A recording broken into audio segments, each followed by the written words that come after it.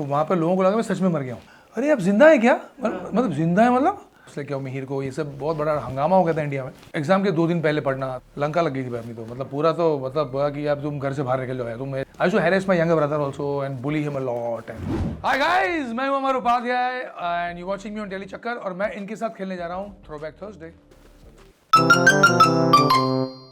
Most interesting silly buzz और rumour about you जो आपने आज तक सुना हो या फिर सबसे बड़ा रूमर बताऊं, मतलब it's very funny. Years back जब मैं क्योंकि सांस में मैं मर गया था, मैं मर गया था उसमें एक शो में, क्योंकि सांस भी कब थी मैं मिहिर डाइज। तो ऐसा हुआ कि मैं जहाँ पे कांदिवली में आई वाज स्टेइंग ना, तो वहाँ पे लोगों को लगा मैं सच में मर गया हूँ। हाँ, और अगले दिन सवेरे आई थिंक 10:30 को टेलीकास्ट हुआ था और 11 बजे तक तो पूरे एरिया में सब सन्नाटा छा गया था। और अर्ली मॉर्निंग देवर 15-20 विमेन सफ़ेद साड़ी पहन के मेरे घर पे आ गई थी और मेरे घर पे बेल बजाई। मेरी मम्मी आई, मेरी मम्मी बोले इतनी सारी लेडीज है सफ़ेद साड़ी पहन के, क्या हो गया आपको, क्या कुछ अब गलत एड्रेस पे तो नहीं आ गए? बोले नहीं, कल पता चला आपका बेटा। मेरी माँ शट अप, मेरा बेटा जिंदा है, ये कैसे बोल सकती हो? वैसे वो टीवी में एक्टिंग करता है, वो एक्टिंग है, वो खाली रोल था उसका। और वो इतना, और मैं वहीं पीछे खड़ा था। मैं बोला यार my god, actually came to my house with white sari. But यार उसके बाद भी कई सालों तक मैं जहाँ जहाँ गया हूँ, लोग ये लेडीज आके बोलते अरे आप जिंदा है क्या? मतलब जिंदा है मतलब भूत हो गया मैं क्या यार? मैं बड़ा घोस्ट यार। मतलब आंटी वो रोल था मेरा, एक एक्टिंग की थी मैंने। वही मुझे, हमको तो लगा बेटा तू चल गया, चल बसा। मतलब माँ जी थैंक यू सो मच, मैं जिंदा हूँ। That's crazy, the biggest rumour was that I think. या the funniest thing you did on the name of script की डिमांड है, ये तो आपको करना पड़ेगा। फनीएस्ट थिंग स्क्रिप्ट डिमांड में यार, एक्चुअली वो भी क्योंकि का ये इंसिडेंट है। क्योंकि मैं ऐसा हुआ कि मुझे तो प्रॉपरली मार दिया था, क्योंकि स्क्रिप्ट में ऐसा था कि मैं जब मैंने साइन किया था शो, तो मुझे पता आप 125 एपिसोड के आसपास तुम्हारा डेथ हो जाएगा। तो मैं बोला अच्छा, मैं 21-27 में डेथ हुआ मेरा, और आप वापस कब आओगे या नहीं भी आओगे इसका मतलब अभी ठीक नहीं है, हमारा प्लान में नहीं है। तो मुझे प्रॉपरली सीन में लिख कर प्रॉपरली डेथ मेरा दिखाया गया था। और पब्लिक डिमांड ऐसी हो गई कि पूरा हिस्टीरिया हो गया और पब्लिक ने बोला कि वापस लेके आओ मिहिर को। ये सब बहुत बड़ा हंगामा हो गया था इंडिया में।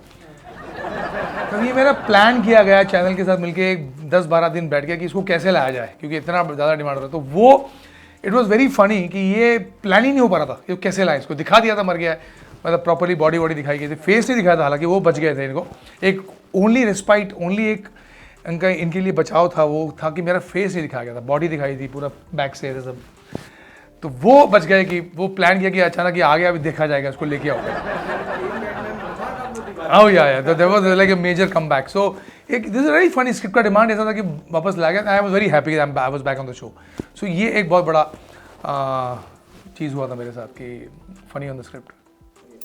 One thing you do for which you always get scolded by your parents. I used to get beaten up by my dad. बहुत सारी चीज़ें बचपन में, जैसे मैं होमवर्क बिल्कुल नहीं करता था। I used to keep for the last moment.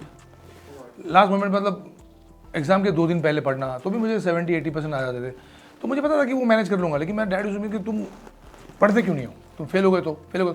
तब ऐसा था कि आपको रिपीट करना पड़ता है पूरा साल, तभी ऐसा था ना। तो वो my dad didn't want that. So वो सबसे बड़ी बात थी। उसके बाद जब मैं कॉलेज में आया, कॉलेज मैंने ख़त्म करने का, तब मैं I used to go and watch this shooting Madh island पे जाके। I live in Kandivali, so I wanted to be an actor. तो वो बड़े बार तुम मड़ में जाते हो, वहाँ जाकर शूटिंग देखते हो, ये करते हो, बंगलों में चले जाते हो, तुमको पढ़ना वढ़ना नहीं है क्या तुमको? ये बातों पे मुझे बहुत बोलता था। तो और जब मैंने डिसाइड किया कि मैं जो एक्टिंग करनी, फिल्म में, टीवी में आना है, तो मतलब पूरी लंका लग गई थी अपनी तो मतलब पूरा तो मतलब बोला कि यार तुम घर से बाहर निकल जाओ, तुम ऐसे कुछ ना पढ़ते हो, पूरे दिन बाहर घूमते हो और कुछ पढ़ते नहीं हो, तुमको एक्टिंग करनी है, अभी तुमको एक्टर बनना है, तुम केमिकल इंजीनियरिंग में तुम एडमिशन लिया हुआ है तुम, या और तुमको ये सब करना है। मतलब मैं वो भी कर लूँगा, लेकिन मुझे ये भी करना है। तो साथ में किया था मैंने, एक्टिंग के साथ साथ, देख के साथ। लेकिन वो उस वक्त मुझे बहुत डांट पड़ती थी हर चीज़ के लिए। I shoo harass my younger brother also and bully him a lot. I was about to come on that. या बुली हिम अ लॉट, उसके लिए बहुत मार पड़ती थी मुझे। वो रोते रहता था और मुझे मार पड़ती थी, फिर वो सब बहुत ये क्वेश्चन थोड़ा इंटरेस्टिंग है. Your secret crush from television industry. TV industry में ऐसा तो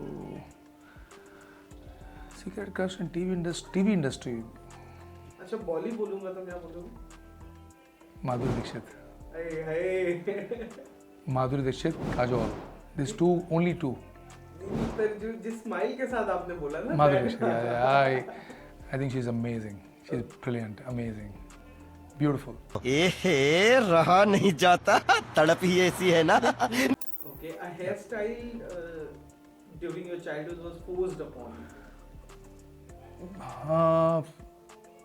फोर्स्ड अपॉन मी, पता क्या था, मतलब उस वक्त है ना, बच्चन साहब of course was biggest star. उनकी जो हेयर स्टाइल थी, ऐसे लंबे बाल, कान पे बाल, बच्चन साहब के जो थे, वो मतलब हर कोई दूसरा बंदा वो उसका वही हेयर स्टाइल था.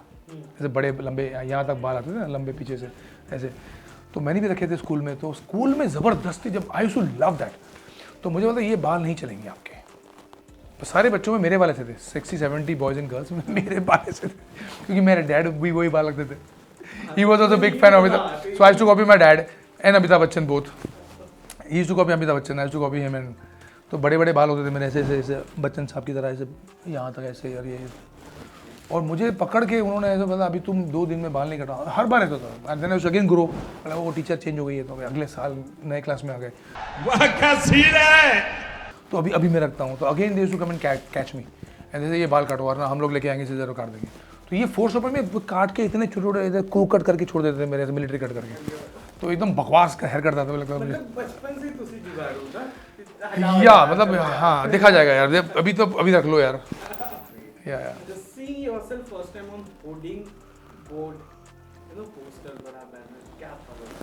या टीवी पर जब आपने first time match देखा? And how दोनों. old you were?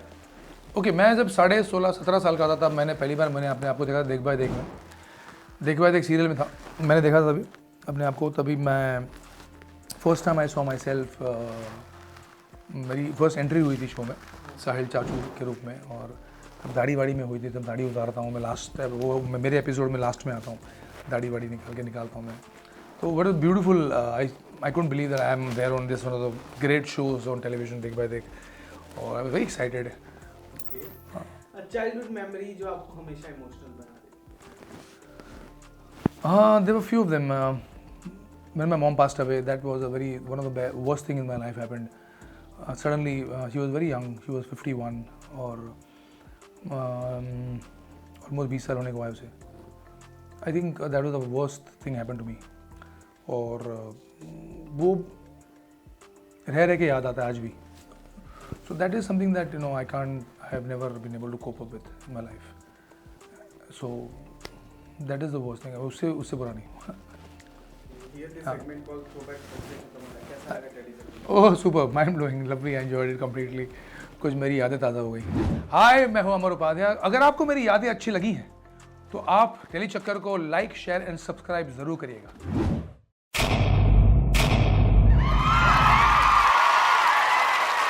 Know all about the Telly world by subscribing to Telly Chakka's YouTube channel. Don't forget to hit the bell icon to stay updated to our new videos.